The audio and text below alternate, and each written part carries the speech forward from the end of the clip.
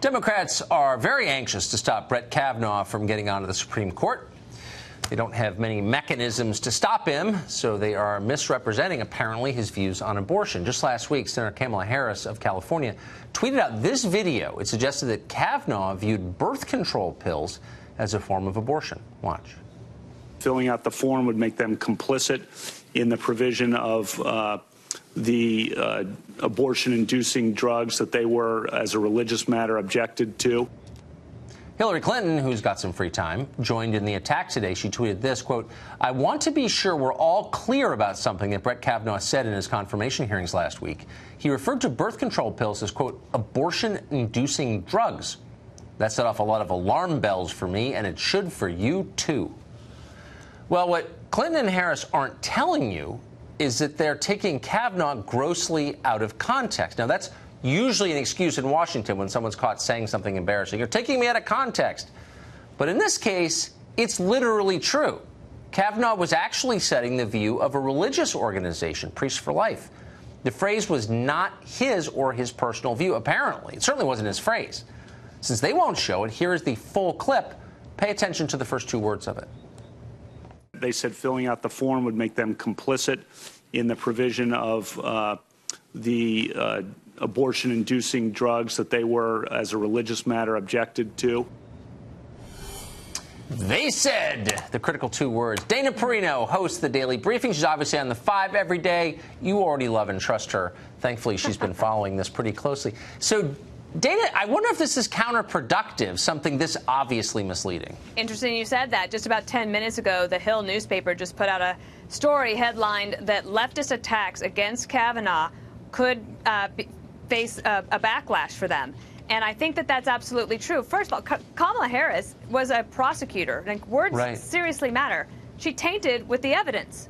That should be grounds for being thrown out. Cory Booker also was found to be trying to say something that turned out not to be true in his I am Spartacus moment. It is pretty shocking that it was 2 days after Kamala Harris even admitted that they had done this, that Hillary Clinton then tweeted it. And I saw even people on the left saying, this is why you lost, okay? Enough with you. We don't need any of that. Yes. But one thing you didn't mention is that there's a group up in Maine that is basically trying to bribe the Senator Collins, into voting against Kavanaugh. She's not necessarily inclined to do so. She's Republican. She's basically said, he's not said anything that would cause her to vote no. But they started a crowdfunding site, where they would raise $1 million and donate it to her opponent but the only way that the guy gets the money is if she votes no.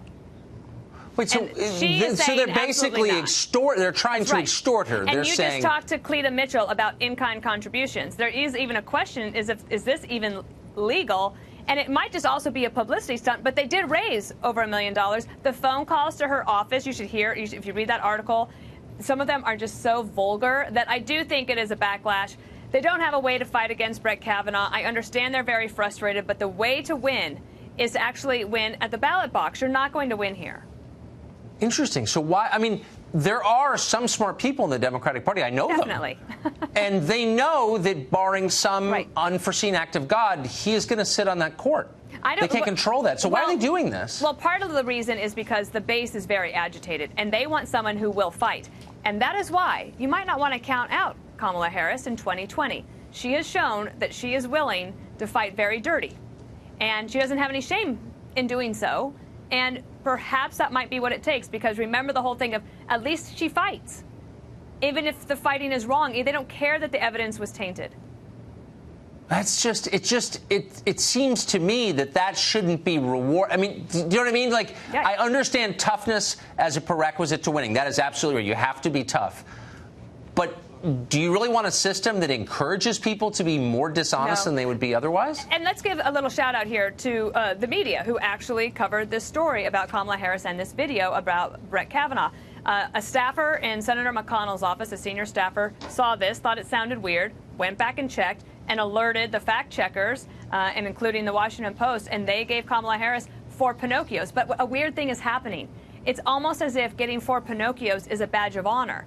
That's not something that I admire, but watch her. I think that she is not someone to be counted out. Yeah, it's scary, actually. Dana, thank you very much for that analysis. You're welcome. Have a good night.